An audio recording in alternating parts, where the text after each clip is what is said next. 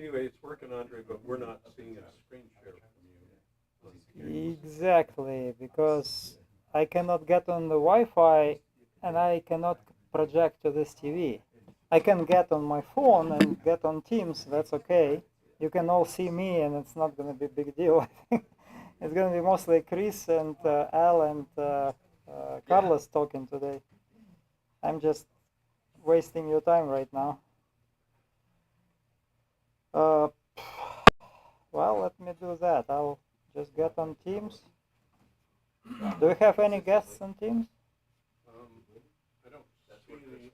I mean, there's like 5 people in there. Okay, but everybody's here, right? But everybody's a member that I see. Okay.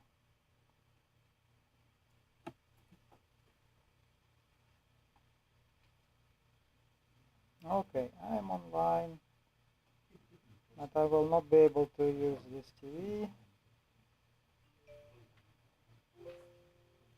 YouTube seems to be having technical difficulties. Well, I see Andre standing up there at his computer. You can? How? Oh, he's talking about YouTube. Ah, he's looking at YouTube.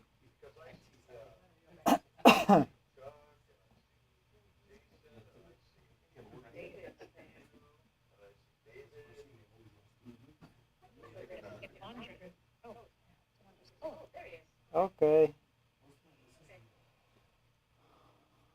Hello, Jason. Hello, Mike. Hello, Michelle.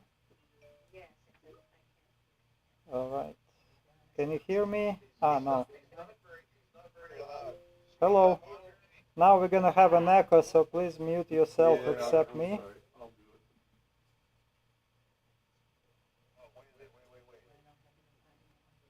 do it. There we go. Sorry. Please mute your mics who is in the room. If you are joining Teams for whatever reason, please mute yourself. I did it just for test. Mike, I can hear you. It's not echoing, right? No, it doesn't anymore. Yeah, it's because I had the speaker on for the YouTube too, so it was kind of back feeding through that. All right, so let's start. Everybody, please stand.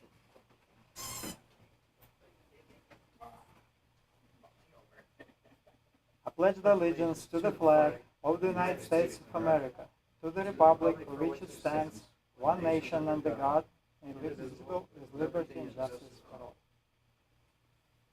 Bob, would you? Bow our heads, please.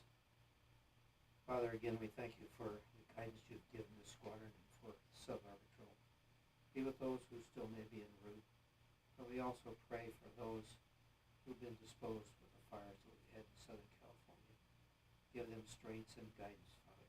And most of all, we just praise you in all your glory. Amen. Amen. Thank you. Sorry for the delay. We have resetted the controller for Wi-Fi, and one of the access points didn't join the new controller, so Chris is resolving it right now. Meanwhile, I just cannot project anything on TV since I'm not on Wi-Fi network, but we can get the meeting started. So I'll share my screen.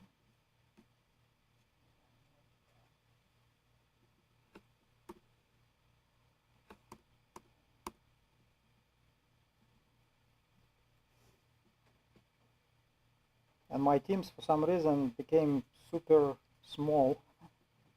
I cannot reset it. I tried everything. Where is Word?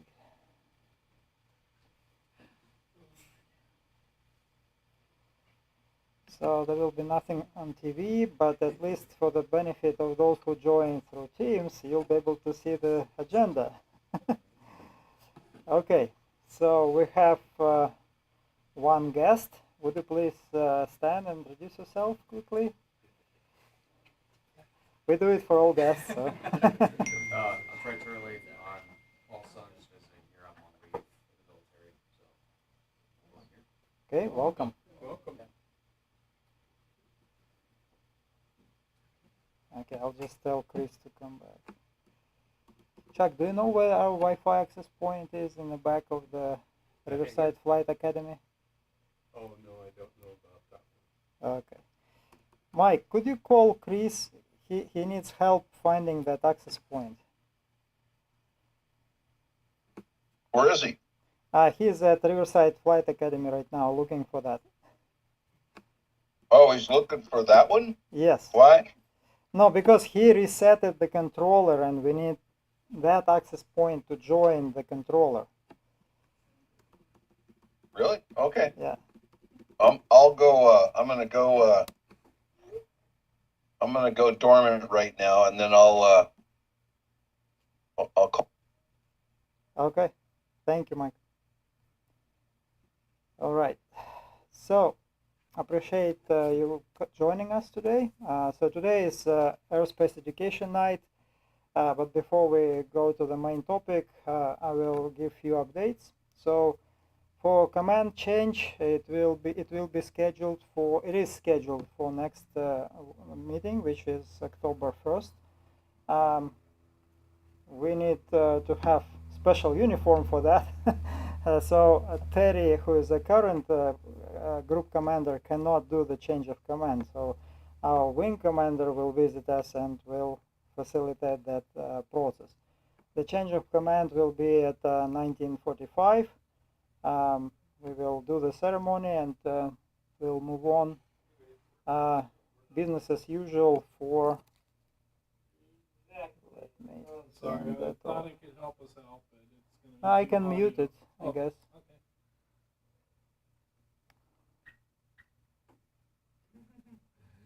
The old-fashioned way. So, Larry, just a question on the change of command. Should we not come if we don't have the No, preferred you uniform? can come and corporate, so this uniform is fine. For those who is involved in a ceremony, we have to be in a formal, but please mute your speakers. Okay. And my change of command to group commander will be done at the wing conference on 19th on Saturday. So for those who is attending, you will be able to see me in the hall, in front of the whole wing who is there. That's gonna be embarrassing. All right. So no promotions, awards, and recognitions at this time. I am asking the promotions review board and awards review board to get together and review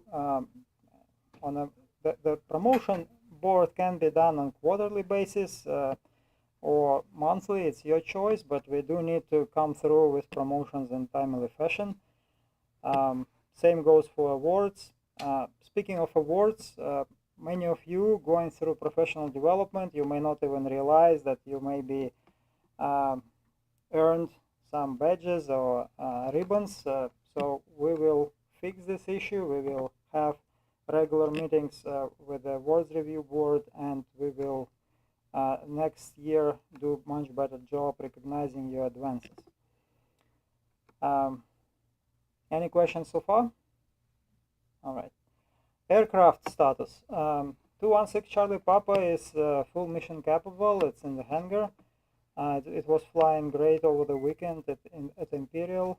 We put 40 hours since it was put back in service, so we did pretty good job. Actually, even with all the repairs the aircraft was undergoing, it still met the deadline, which is not the deadline, like quota. The aircraft should fly at least 200 hours in a year in our wing. Overall wing again broke the record, so we have the wing which flies most hours in the whole nation. Even with sometimes just 50% of our aircraft flying. That's a remarkable achievement. But that's actually part of the problem. More we fly, more aircraft has to spend in service because we are obligated to do 100-hour inspections and 50-hour oil changes and so on and so forth. And sometimes during the 100-hour inspection, which we always treat as annual, we reset the clock every time we do 100-hour. There may be some issues found, and we wait for parts and so on and so forth. So National is actually doing their best to make it better. I spoke about it last meeting, and I received a few more updates. So Wing expects at least one new Cessna 182 next fiscal year, which starts next week, and we expect some 172s. We don't know exact number yet, but for sure our group will get refurbished 182, which has 172, which has overhauled engine and supposedly all the squawks addressed. Hopefully as soon as funds become available. So now we ran into a situation at the end of the fiscal year when we ran out of money, and we still have some funds in certain missions, especially the critical ones. For example, cadets, we can still fly cadets. Although I was surprised, I called out to the whole group, nobody came back to me. Anyway, on Thursday the funds will be frozen, whatever left. The Wing takes few days until sometime next week to open most critical missions, so we can go back to business as usual, sooner the better. I hear that the proficiency flights, onboarding flights, Form 5 for 491 flights will be funded first. That's usually the case, as well as cadet rides. So please take this 1 week of a break to regroup and get ready to resume your onboarding the following week as soon as funds are available.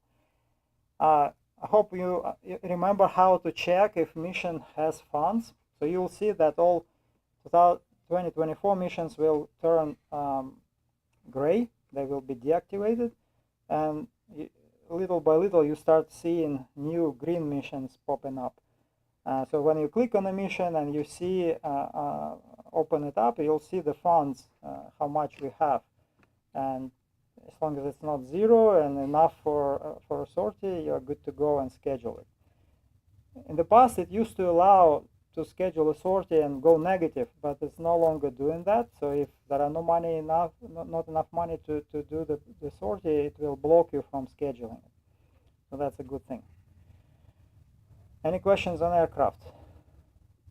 All right. Upcoming events. So there is an opportunity to participate as a volunteer for Miramar Air Show this coming weekend. Did anyone sign up? No? Okay. Then there will be Pacific Air Show October 4th through 6th. Anybody going there for that event? No? Nobody's interested in free air show in exchange of some basic work. It's not much really. You just have to spend at least half a day on the beach watching the airplanes fly. Anyway, California Wing Conference sign up is closed, so you're no longer able to register, I believe, as of now. So whomever is going there, we'll see you there. I'm going, Terry is going. I don't know if anyone else. You're going too? Oh, good. Well, maybe you still can get on an airplane with us. We'll see. I've got a Southwest Hi, flight. you have a. $11. Oh, that's good. Points. Yeah, that's gonna be faster, probably. Just a little bit. Just a little bit. But we don't have to deal with security getting in and out. So, all right. So not much of missions going on. We did the Imperial mission with Terry. It was good. It was kind of short, because there was one of the runways at Imperial is closed. They are doing repavement, and the wind on Friday was exactly parallel to that runway. So it was direct crosswind to the remaining runway at 17 knots, gusting 20.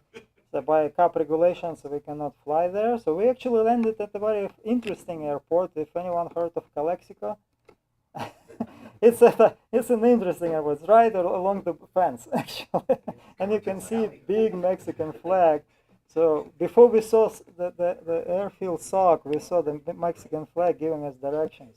But it was fun. the service was great there. It was nobody but us. And as soon as we landed, the fuel truck came. The guy probably bored out of his mind sitting there doing nothing. But it's port of entry. If anyone is planning to fly to Mexico and come back, that's a convenient spot. No traffic. You'll get red carpet service. There is always somebody from CBP waiting for airplanes to land. I really like security, or none of that at the airport entrance. Sometimes, mostly you have some kind of a coded lock, and you're supposed to know that code. Sometimes, you know, it's CTAF or whatever. At this airport, it's just no trespassing sign and no security whatsoever other than no trespassing sign. But airplane stayed overnight, nothing got stolen, so it was good. Did you guys stay in Calexico? We left the airplanes there and went to our usual hangout place and came back next morning and flew as usual. It's good? Okay, let's see if I can join that now. It's still updating. Okay.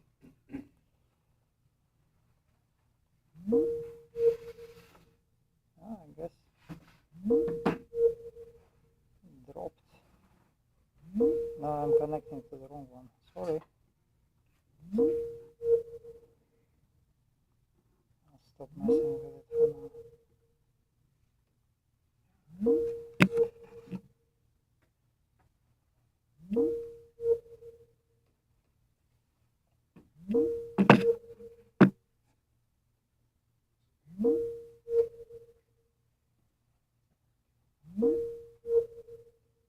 No, come on. Mac used to be better than that. Was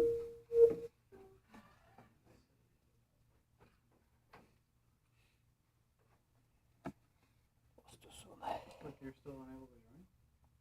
Now it doesn't even show me the name of the access point.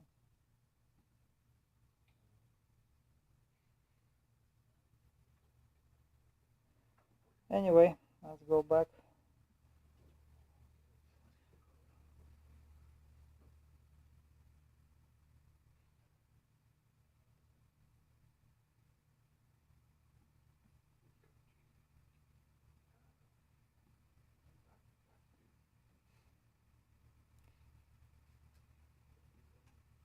Sorry.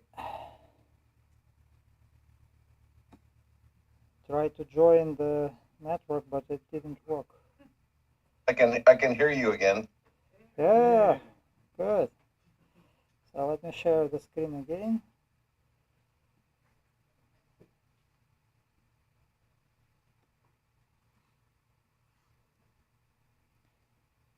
Okay, for group 3-7 SARCs, who did go to the SARCs? Okay, Chuck, can you give us quick overview of what was happening? Any goods, bads? Sure, yeah, no, it was good. We did a joint SUAS ground team mission out into the desert. Turn on your mic, Chuck. Ah, that's my fault. We did a joint ground team mission with SUAS and ground team out in the desert. It was good because we had never experienced actually working directly with them on a specific mission. So it turned out very good. It was good practice. Okay. I was not there Sunday, so I can't speak to that. But Saturday was good. All right. Thank you. Sure. Mike, would you like to give some highlights from your perspective? Oh, yeah, I was there Saturday live, and the weather wasn't cooperating very well.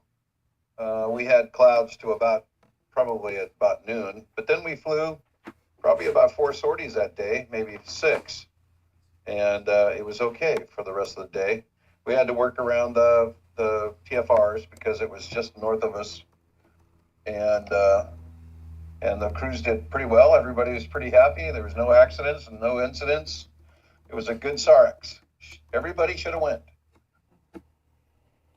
Yeah, it was the last SAREX of the year. SAREX, for those who is new, is search and rescue exercise, and usually it involves all areas of emergency services, air crews, ground teams, mission radio staff, the full ACS staff, and the purpose is to get prepared for some real event, whether it's some kind of search and rescue or maybe disaster relief and whatnot.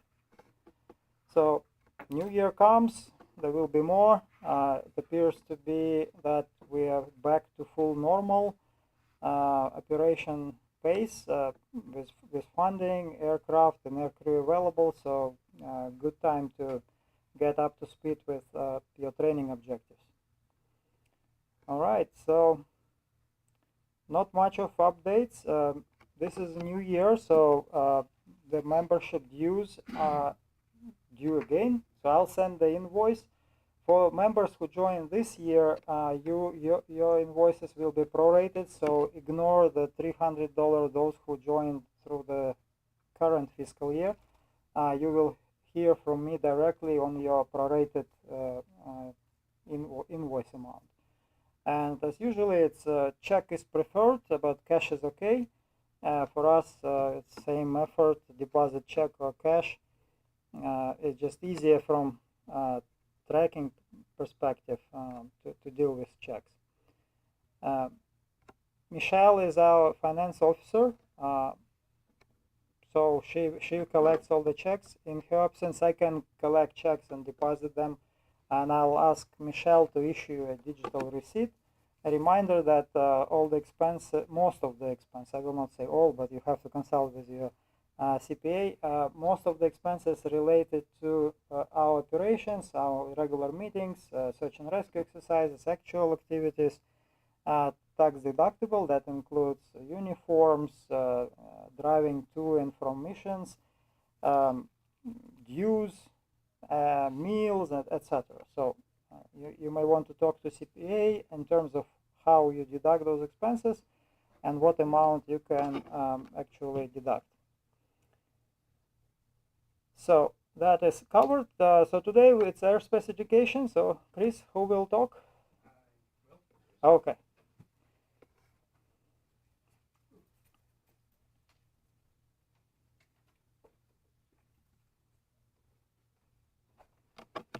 So you can share your screen, I guess. It's gonna be less beneficial.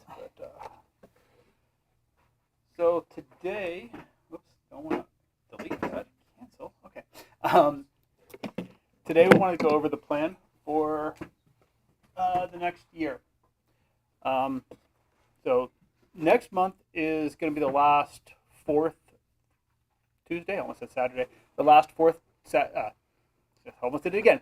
The last fourth Tuesday of the that we'll be meeting. So next month will be our last AE meeting of the year, and with that, we want to do a.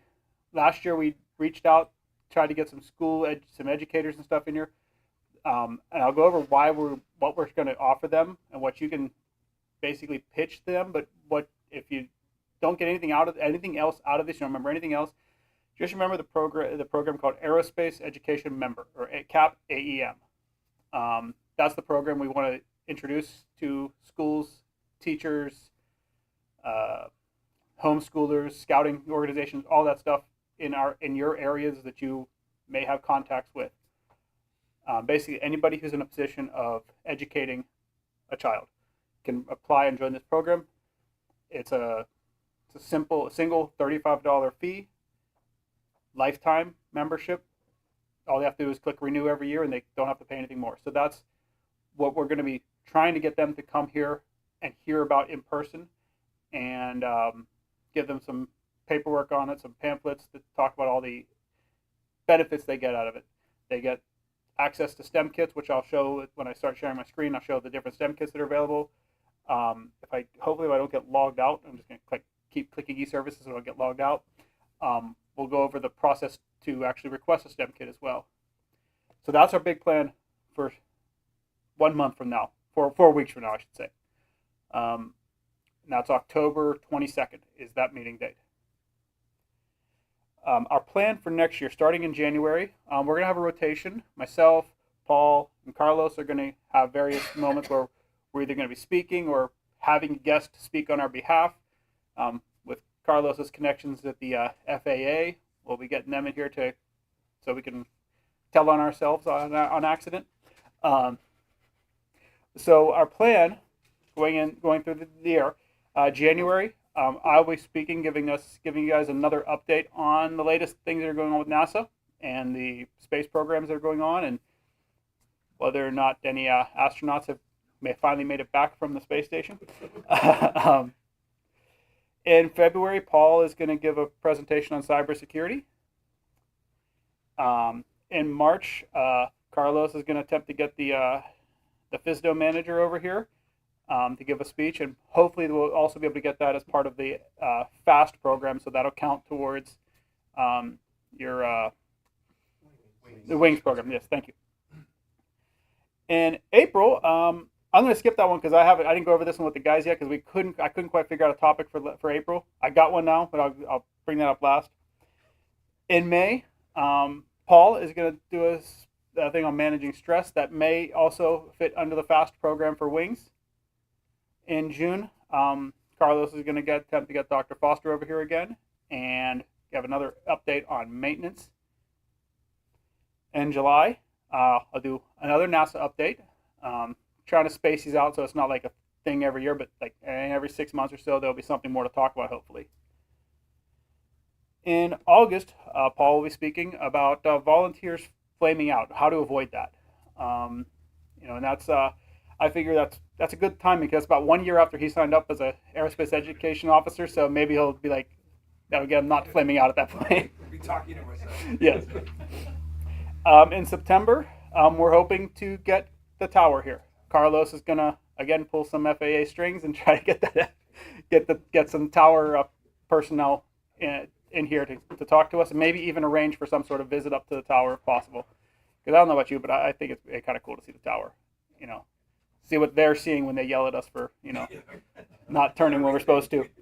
I like the new controller. It's her. She is very upbeat and excited all the time when she makes new weather reports. So METARs are very fun to listen to. And I'll be talking with. I'm just for the. I'm starting my instrument training this week, so I'll be talking to a lot of tower people.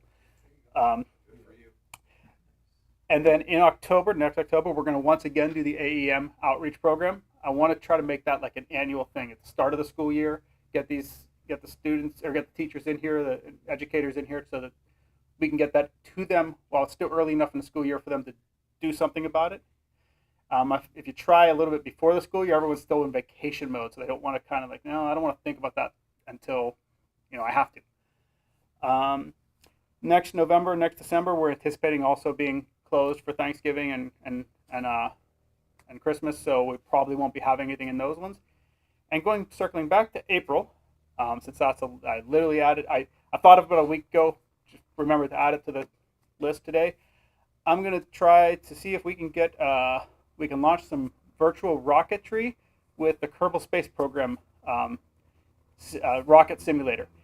When you see it, you'll think this is a silly little video game, but it's actually one of the most sophisticated rocketry simulations there is. As far as when you compare it to like X-Plane is the epitome of flight simulator software, Kerbal Space Program has a goofy look to it, but it is incredibly accurate in terms of its accuracy. And that's KERBAL. And that's also part of CAP. They use that with some of the cadet squadrons and some of the aerospace education outreach programs to, again, go over rocketry, because we can't launch a rocket here. We're in the middle of an airport. Kind of a problem. Tower might yell at us even if we have them down here. So that's the next best thing we can do. So any questions on that plan? What was the date on that? Oh, April. That was the April plan. Airspace education always lasts last Saturday. last meeting. I keep saying Saturday. Last Tuesday. Fourth Tuesday. I'm sorry, yes. Sometimes there is a Yes. fifth. Fourth Tuesday. If there's a fifth, then we have barbecue. Yeah, and so those, so whatever date that happens to be the fourth Tuesday in each of those months. Now some of these days, as we look at the actual presentations, we might find out that some of these presentations are running a little short. So we might throw something out. You might have a surprise thrown in there to cover the rest of the time or do something along those lines. But that's the general outline. Those are our goals. Those are our targets. Obviously, if somebody's sick or vacation plans come up and we didn't know about it, we can shuffle the dates. We'll move Paul to take April and I'll take May or whatever, however that works. So Well, the good news, you're not alone anymore. yes, So less opportunity for you to flame out. That's Yes. another good. That's a key element, not to flame out. So have more people involved in the same area of responsibility, so you can share the burden. and the other nice thing is now that we have 3 AEOs, we can request multiple STEM kits for the squadron at once instead of one, and then we got to wait a few months and then another one. So I'm going to go over that now. Let me share my screen because this is also what we're going to be offering again to the educators. Where'd it go? There it is. When are we going to have that weather kit up on the roof? That's a great question. Somebody have a ladder? I'm not sure if that roof is safe to go on. We may want to bring airport people with us. Otherwise, you may find yourself Might come sticking down to and join the meeting that way. We'll get the lightest weight member to go up there. Harper, get ready. Get your climbing boots, Harper. So, It's a rope. so first, Look at that up. I want to go over, so the STEM kits, oh, we're not seeing it, there we go. That's coming. The STEM kits that are available, and again, you can access, you don't even need to log in to CAP. This is available on the public CAP site, and that's what I'm on right now because they have a little bit more visual information.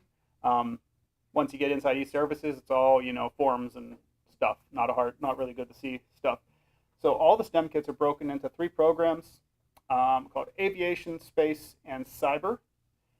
And amongst each of these programs, you have several kits in there. So I'm just going to pick the aviation category right now. And some of these kits, you may be wondering, like, how do they relate to aviation? You have to kind of think, I hate the term outside the box.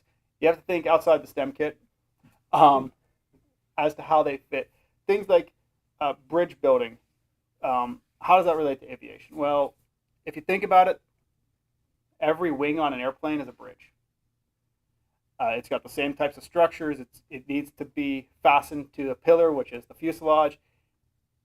If you can build a solid bridge, you can build a solid wing that can hold the weight of the airplane. Geometry. Some people love geometry. Some people hate geometry. But everything in flying, when you're trying to land an airplane, you're doing geometric calculations in your head without even thinking about it. It's just natural. There's cross-country navigation, which I'm sure everybody here would love, and yet another set of Gleim private pilot books. But this is actually really good stuff for if you think about this from a school's perspective, though. If you're a teacher who just wants to get started with an introductory to aviation, like you just want to get these kids to know aviation, one of these things is great. You get a couple of these, you get this kit here. You have it in the classroom. They can see an E6B. They can get frustrated with it before they get to their flight schools. They can see read the books. See, there's lots of pictures in them. It's not that scary. All this stuff. The flight simulator kit here. We have this here in the squadron in the closet here.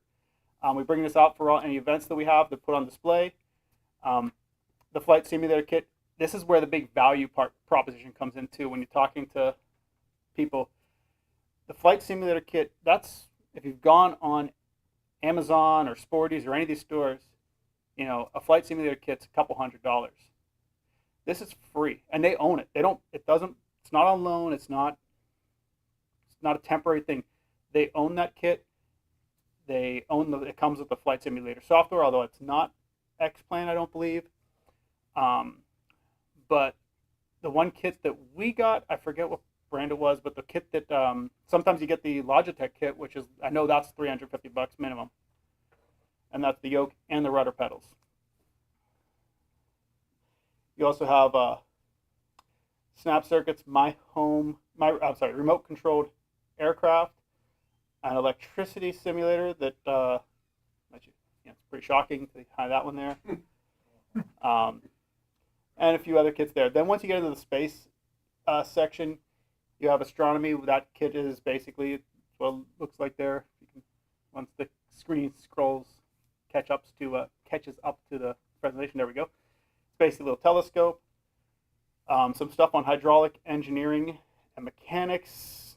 The hydraulic engineering, of course, that relates to space, because what do we want to find in space to make the space program really pay off is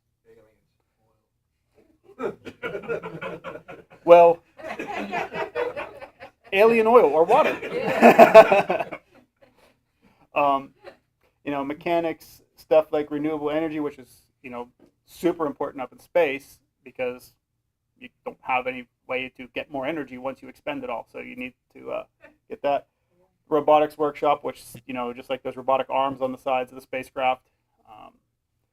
Rocketry, which I mentioned that we can't do here. The weather station, I'm not sure why that's categorized under space as opposed to aviation, but it's there. We have that kit here. This weather station by itself is about $200. So again, when it comes to like getting people excited about this program, these are things you say you can get this $200 weather station and this $350 flight simulator kit. I think it's about $50-$70 for this rocketry kit, about $70 for the robotics workshop. All this stuff. If you were to go to, I know they have the weather station, Hobby Lobby. I think they have the rocketry and the robotics workshops there too. Those are expensive items. They pay one $35 fee, and they have access to request these. It's not a complex process, unlike some of the things that we do around here. And the cyber kit, of course, that's about programming. And there's they have this thing called the B-Bot Space Rover, which is basically program a little bot to follow a path. Let's Go Code, another Sphero Bolt. 30 Days Lost in Space, that's another kit that we have here. That one's to simulate, and when the scroll catches up, it's a circuitry building kit that basically simulates, you're in space and your spaceship broke, and so you need to fix the dilithium crystals and stuff, and make the warp chambers work again, that type of stuff. So these are all the kits that they have. There's other stuff as well. There's lots of other programs involved in this. They get a chance to fly the teachers in a what's called a top flight. That's teacher orientation program flights. So that's similar to the cadet O-rides that we do. And those, one of the ways they encourage those is to have they organize it where, if it's possible, given the airspace around the school, you could go out and have the teacher and fly the teacher in like a circle above the football field. So you wouldn't want to necessarily do that at Ramona High School because you'd be right in the traffic pattern. But you could do that at some other school that's not quite right next to an airport, and the kids will be out in the field looking up and waving at the teacher. I mean, with the cap radios, you could even do it. You could even have the kids, which I'm sure Chuck will be able to arrange. Know how that will work. But you could have the kids on a radio on one side, hearing the teacher talking to them from the plane up in the sky. So that's those are some programs we have. As far as actually requesting these kits, as soon as this catches up, let's try to step through it as best I can here. And what I want you guys to do is think about what kits we want to get, because I want to see if Carlos, Paul, myself, if we can get a request in by the next meeting. Don't necessarily want to do one tonight. I was thinking about doing one tonight, but I don't want to rush into it. Let's think what kits we want to grab, and then get those in there. So this is how the request system works. Now I already have it in my favorite apps, of course. But to get there, if it's not in your favorites, you would click on the menu hamburger up in the upper left. By the way, if you don't know, that's what those 3 lines. They call that the hamburger. Click the hamburger. Then click on the aerospace education tab, so the second one down. Nice thing about being aerospace education, it's alphabetically near the top, so we don't have to scroll real far. Just after administration, so you have the Yeah. easiest one, actually. Actually, it's easy to overlook the first one, right? You just like and then from there, Cap STEM Kit, which is the last one in the fifth, sixth one down there in the applications group. And from there, we get to a screen that says apply for a STEM kit or complete an evaluation. And this is the part, so the complete evaluation is the part, is the end, and apply is the beginning. So, but before we get to the apply, I want to go over here. This is the pending evaluations tab. These are all of the educators in, I think, just in our area in California, in the California wing, that have requested kits, and there are 110 of them, and that's looks like 22, 23, 24. I'm going to search here real quick. I already know the answer to this, but I'm going to, if I search for Rialto, that's the school where we had a teacher represented from there last year. That's where David works at, and I have a friend who works at the second one, McGuire. She was here at our presentation last year. She just requested the BBOT Space Rover kit. She signed up thanks to the presentation that we gave last year. And her science director, Antoinette Tran, I was in a lot of communications with her as well. And she also signed up, and she requested the Anglegs kit. And that's just this year. They requested stuff earlier last year as well. These are ones that are currently in their hands that they have not utilized yet. That's where they're pending. So I just want to show you what. Well, that's a good news. Now you can see who signed up. And by the way, reach out to them and say we can organize teacher on a plane flight for them. Yes. So, but that doesn't mean that's the only kits they've got. This is actually, I know for a fact that's each of their second kits at minimum, because I've seen their name for other things in the past. And again, I'm friends with one of them, so we in communication with that. In order to actually get a kit, can anybody guess which button we would want to push to apply for a STEM kit? And again, this is something only aerospace education officers have access to, and aerospace education members And that we would, commander too. and the commander, yes. So I forgot about that. Yeah, we can.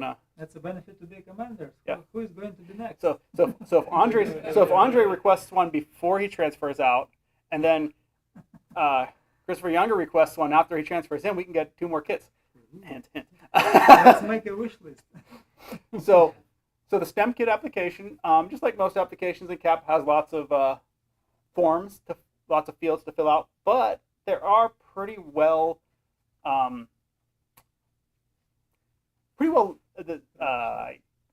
the instructions are fairly clear. I think they're not super, hard to understand. So for example, it starts off, it fills in your, the information of the person who signed in. So that part, easy, right? Don't have to do anything. Select category, and under select category, you can have aerospace education officer or / commander.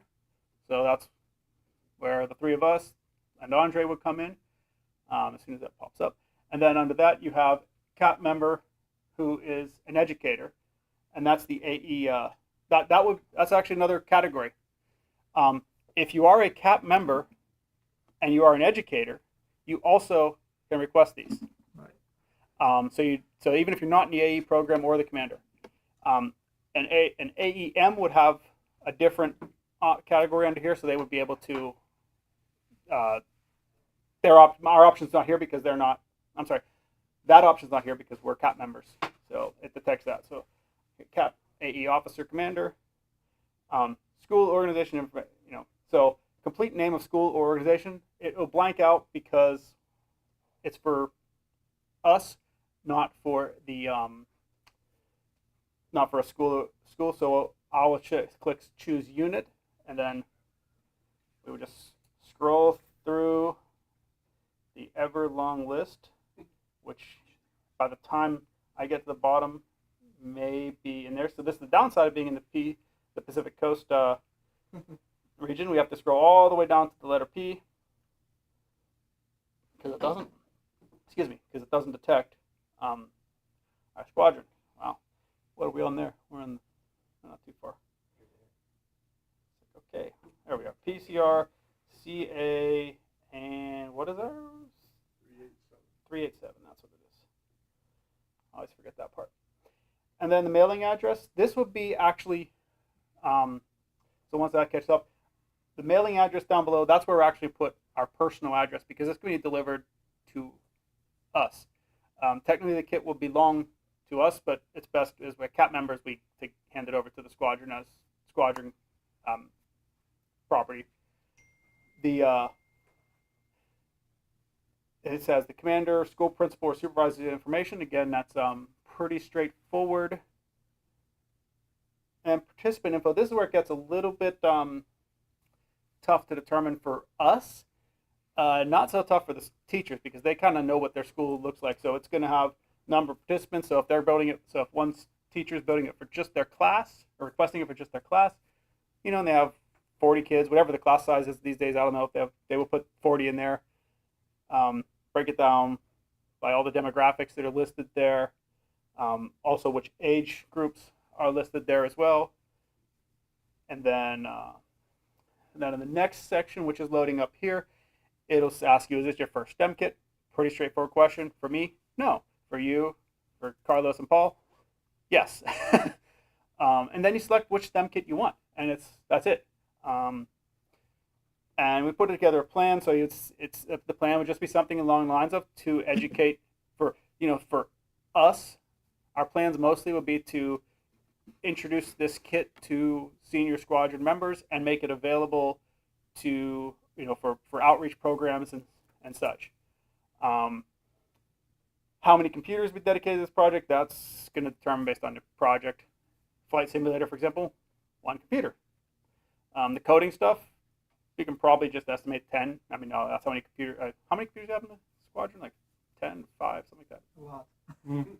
So we can, so we can just put that number in there. And then if we're involved with any other groups or squadrons, you can list them here. You can say, if it's for you outreach programs, we would say like this is for an outreach program. So this all the educators will fill out the same form, not too much different. Their selections and pre-selections are gonna be slightly different, but it's not, as you can see, it's not a super complicated form. It's really kind of walks you through the process. Once that form is submitted, let me go back to the. It will say, I'll give you the option to do a pre-evaluation, and that's where we basically come up here and we say, what do you guys know about weather? And kind of give a way of count of hands of saying people who think they're really good at weather versus people who think they're not, stuff like that.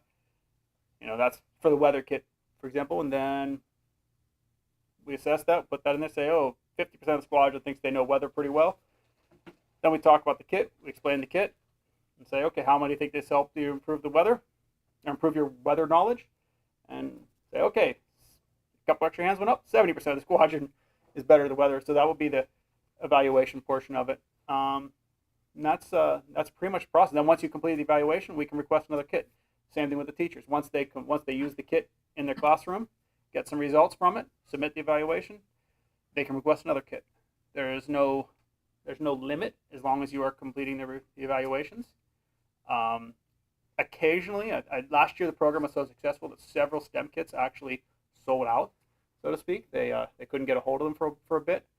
There used to be a Raspberry Pi kit in here, but I'm not seeing it in here anymore. So the Raspberry Pi itself was almost impossible to get for about 2 years. So it might just be that they decided to remove that from the offerings until that's a more stable supply chain on that. But again, that is the program that we want to offer the educators. So now, this is what you can go, if you have kids, grandkids, younger siblings, whatever in schools, if you happen to know, have friends that are teachers, whatever, just let them know. Tell them about the program. Tell them about October 22nd. Get, kind of whet their appetites with the information and get them to come out, and we can talk to them. And the nice thing is we're trying to, one of the things about this October event every year is our main pitch is to get these STEM kits in teachers and educators' hands. We are not trying to get them to join CAP. If they want to join CAP, if they want to become a full CAP member, that's a bonus. But that's not the pitch of this event. Again, they, and in fact, that's how it kind of broke down last year. Although they didn't join up, we had the teacher from Rialto there signed up as an AEM, and with also her science director, and the other family that was here, they got more interested in the whole cadet programs because they have a couple kids, and they are still thinking about, I keep saying, hey, when are you going to sign up? When are you going to sign up? But they haven't, haven't pulled the trigger on that yet. But that's, how it can go either way. But like I said, the main point of this is about the education programs that it does, because as this stuff gets in there, we also get opportunities to just talk to schools.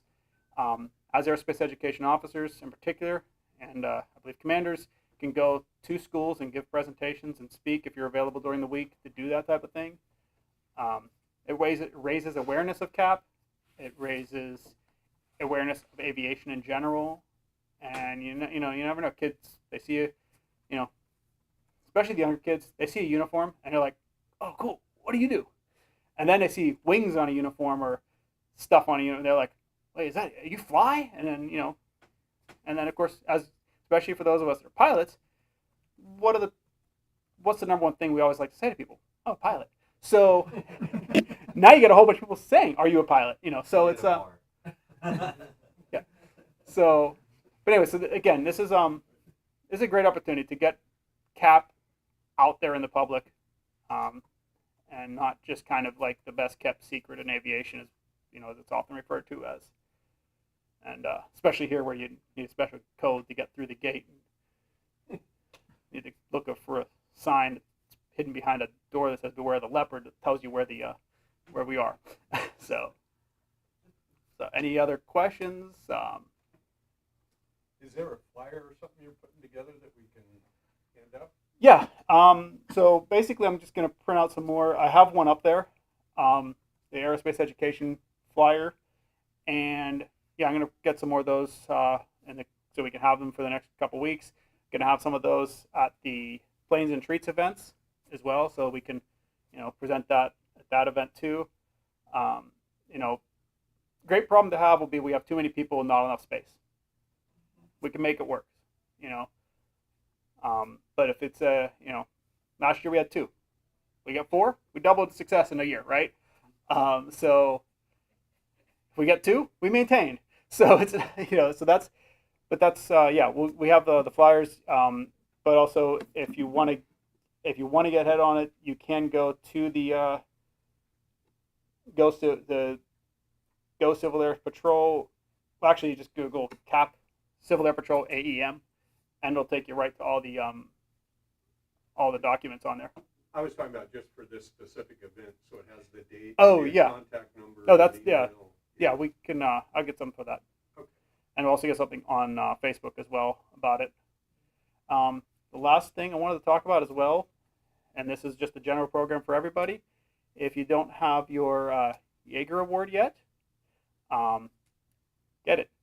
So the Jaeger Award is the aerospace education award that CAP has, and it's based on a book that we have the ebook version of it on our Teams share and the aerospace education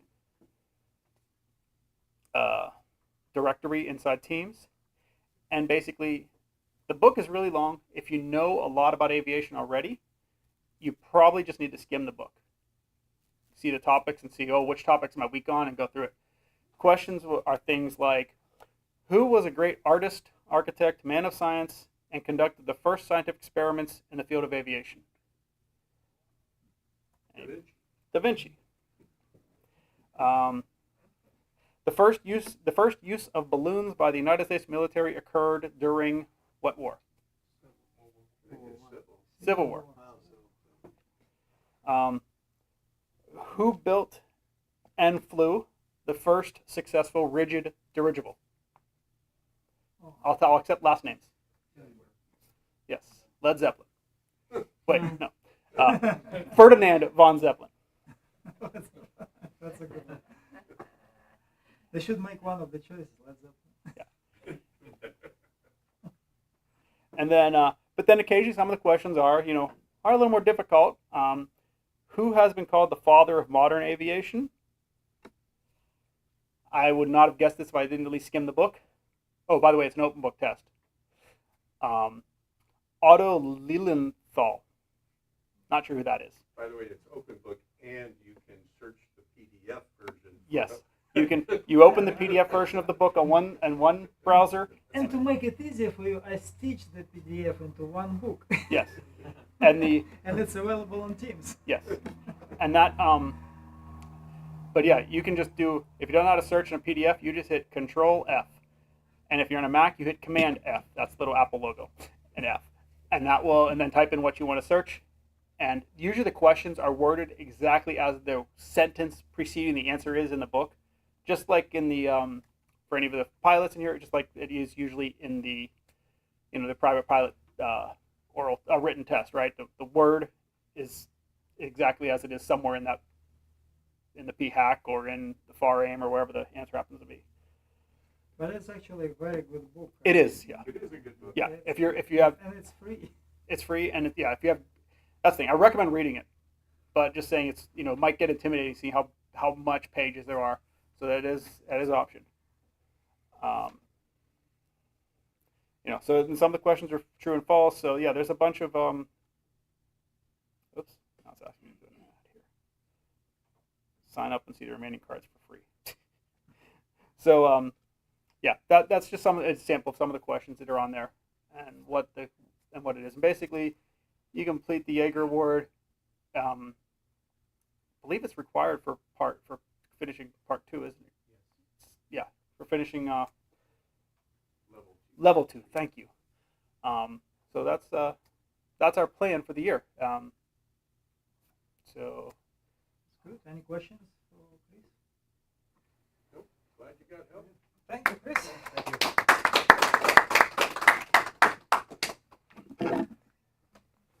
I will add few interesting elements to Chris's presentation.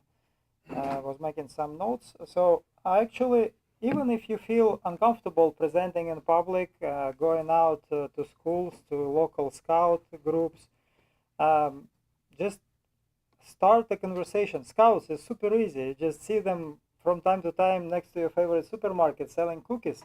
Just approach them and buy cookies, but in return, they have to invite you to one of their meetings. And if you'd like, maybe share the responsibility, just reach out to me, to Chris, Carlos, or Paul, and one of us will join you. You will see how easy it is actually to talk about Civil Air Patrol and our missions to the kids. And plus, they do need to earn that aviation badge, right? So you can help them. You can organize a field trip to airport. I'm not sure about the tower. Tower is difficult to get a hold of. But I organized the field trip to Riverside Airport for one of the homeschool communities here at Riverside, and kids were very excited. The airport manager was the tour guide. He brought them to the emergency services, to the emergency vehicles. They showed them the firefighting trucks and all that stuff, which painted green instead of red. So it was cool. I took them to the hangar. I showed them the airplane, and so on and so forth. For CBU, you can invite one of us, and we can speak at one of your events. Maybe there is a appropriate event at CBU. So I did it once a couple of years ago, actually. So I can talk to Dean and organize another opportunity for us to talk. because aerospace education for us is multifold. It's not as simple as talking about interesting topics in aerospace and aviation. It's actually create awareness, as Chris mentioned, about the CEP and our missions. And to my surprise, not a lot of people actually know about us. So I take every opportunity to talk about CEP whenever I have a chance at my private friends meetups and whatnot. And I counted, I think I got enrolled at least 15 members, cadets or adults, not only here at our squadron. At our squadron, maybe 5 members who actually stayed over the time, but I sent some to Whiteman Squadron. I sent some to Fullerton. I sent some to John Wayne's Costa Mesa Squadron. So it's just one big effort for helping us grow the organization. And if you read our wing commander emails, there is a kind of competition happening, like cadets versus adults. We have more cadets in the wing right now than adults. So let's beat cadets.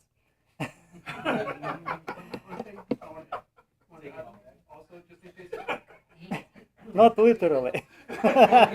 It's against the cadet production program. For the record. Still join. Beat them until they join. One thing I did want to add too is that if anybody that you talk to maybe kind of has qualms about the $35 membership fee, it doesn't have to be paid by them.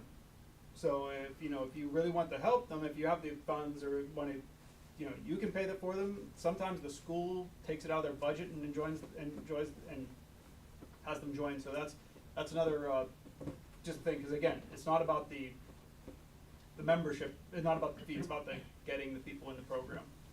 So.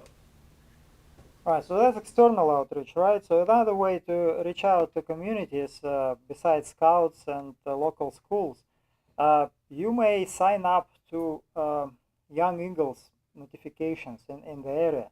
And the local charter for Young Eagles organizes these events on a regular basis. There is one at Chino, there is one at Flabob, there is one at Compton. All over the place, actually. So you can sign up whatever is convenient to you by your residence, by your work, and just show up. Put the uniform on, show up to the event. You don't have to fly them, but just talk to people, and you will see there are a lot of cadets who may be interested, and some adults. Actually, this is how I met Chris and Michelle at the AA chapter event in August a couple of years ago. So there are many opportunities for us to reach out to the community and get them involved. So what else? Speaking of internal aerospace education, some ideas for you guys, if you aerospace education officers. If you feel like your topic is not big enough, right? So you can expand it many ways. Teach. Especially those of you who are pilot or instructor, teach other members who are not pilots how to read sectional. That will help them tremendously on their path to aircrew, because that's one of the requirements for mission scanner and observer, be able to read our maps. Teach how to use that weird looking E6B device. To be honest, I really managed to understand it more or less when I started working on my instrument, because it kind of becomes useful maybe at the time. Although I mostly carry the electronic version and I copy of it on the app. But it's kind of fun, especially, it looks overloaded with information, but it kind of works. It's interesting, especially if you figure out the history behind it and how it actually came to life. It's an amazing device. Quickly you can calculate many things. Yes, I spoke about this. Next time I will actually show you about the ribbon. So you'll see at many official events, a cadet or a senior member wears a lot of decoration on left chest. So you will actually, once you understand how it works, you will realize you earn quite a few already by doing very few things. So by the time you got your level 2 completed, you probably have at least 5. So it's something to show that you actually involved in organization in a serious matter. And I will talk about it in the next meeting. There was an announcement for those who are pilots and aircrew. Currently, it's out only to the mission pilots, but I want to share with you. It's kind of exciting. We are working as a wing, organizing a mission with Alaska and U.S. Coast Guard. So starting sometime April next year, there will be a rolling mission from April all the way through September, working with U.S. Coast Guard, flying to remote places in Alaska. So the pilots will go to Alaska for 10 days, so you have to allocate enough time to participate in it. And the question was, one of the questions, are we getting paid to get there and stay there? So, well, yes and no, as it usually happens with CAP. If you go there, you have to pay to get to Anchorage and back, and expected to pay at least one night stay in Anchorage and after the mission is over before you return. So there is some expense, but it's again tax deductible. But for the pilots, you get there, you will get on ground training first and some flying training, because most likely this will be not the kind of airstrips we are used to here. You have to be 206 qualified, not necessarily turbo qualified. So we have turbo here, turbo 206. So I expect all of our pilots to be qualified by the time mission is actually running. So that's going to be an interesting opportunity. I'm not sure yet about observers or scanners. It looks so far to be open to pilots, but that's again for the pilots great encouragement to get your ratings done. All right. Any questions? All right, I'll let you go just in a moment. One last announcement. Who likes social media and posting stuff on it? Raise your hand, if anyone. Okay. Harrison, would you like to be our public affairs officer? So all we need is, we meet, we talk about specific subject, take a few pictures, and make a post once a week. And maybe once a month, make a post. I actually got a permission from multiple aviation groups in the area to post on behalf of Civil Air Patrol. So they will not kick you out if you invite aviators to one of our meetings once in a while, and that will be fantastic because I'm not good with social media. I'm not posting on my personal much. Forget about it. Yeah. So if you are interested, for the squadron. Yeah. Okay, good. Thank you. Welcome, new public affairs officer. Okay, that's it. Any questions? Well, that meeting is adjourned, and thank you, and see you next fiscal year on October 1st.